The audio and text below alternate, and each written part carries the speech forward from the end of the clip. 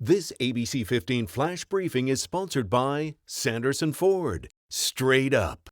Hello, I'm Faye Fredericks with your top stories from ABC15 Arizona. We're now learning the name of the second person killed in that midair collision over the valley between a helicopter and a plane.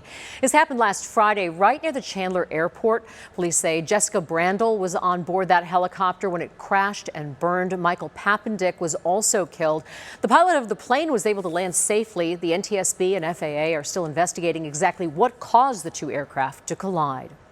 New information now on that deadly AMTRAK shooting in downtown Tucson. The Pima County medical examiner identifying the suspect in the shooting as 26-year-old Darian Taylor.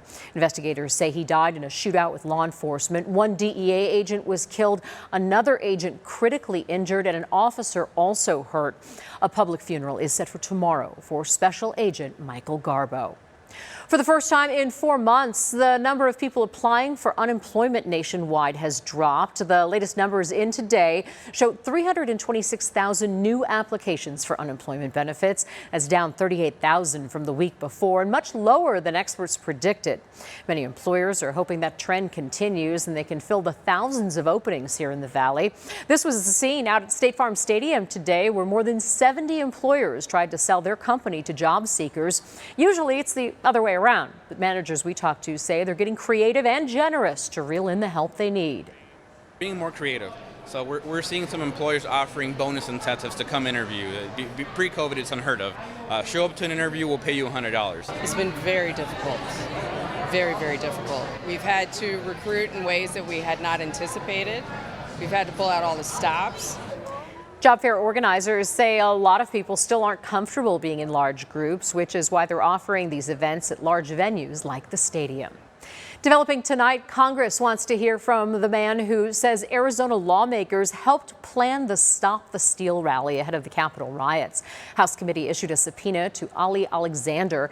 He's a far-right activist behind the Stop the Steal movement. In a video that's been deleted, Alexander said Arizona Congressman Paul Gosar and Andy Biggs helped him plan it and that they, quote, schemed to put maximum pressure on Congress while they were voting.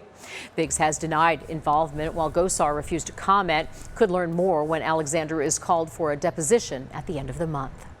Now to a health alert. So far this year, about 8,500 Arizonans have reported getting valley fever, according to data from the Arizona Department of Health Services. And now new research out of NAU finds an active monsoon season could be partially to blame. Typically, when you think of valley fever, you may think of it spreading during those really dry parts of the year or during these huge dust storms. But researchers say the fungus that creates valley fever doesn't stop growing when it rains. It actually spreads in wet conditions. That means you need to be careful, especially when cleaning up after a monsoon storm. Wear an N95 mask if you can. Don't use your leaf blower to basically aerosolize potentially those spores that might be contained in that debris. So remove that from your property. I think that's a good idea, but be very cautious. It can take a few weeks until symptoms appear. That can be fatigue, fever, or even a rash that looks like hives on your forearms or shins. And there could be long-lasting symptoms as well. 60% of people have no symptoms at all. Celebrate the memory of those who've passed in this year's Dia de los Muertos festival at the Mesa Arts Center.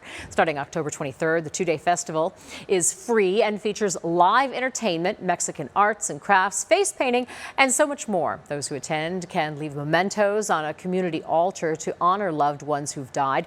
The event will be live streamed on the Mesa Arts Center's Facebook page. Tracking your most accurate forecast, I'm meteorologist Jorge Torres. We're expecting a warm but breezy Friday across the valley, with temperatures starting off in the 70s tomorrow morning. Sunrise time now is 6:28. By midday, we'll be in the mid-80s and highs will be in the lower 90s for at least one more day. But expect the breezes to be the bigger story over the next couple of days, not just in the valley, but across northern and northwest Arizona, where gusts of 20 to 25 miles per hour cannot be ruled out for your Friday. Elsewhere across Arizona, highs in the 60s and 70s up in the high country and along the rim, even 50s there at the Grand Canyon, with highs staying in the 80s and lower 90s across the lower desert. So here's your 7-day forecast. Breezy and warm on Friday with a high of 91. A bit cooler for the weekend with highs in the mid 80s on Saturday and also on Sunday. And we stay in the mid 80s on Monday. But look at that drop off Tuesday and Wednesday with highs in the mid 70s and lows on the chilly side Wednesday morning in the 50s.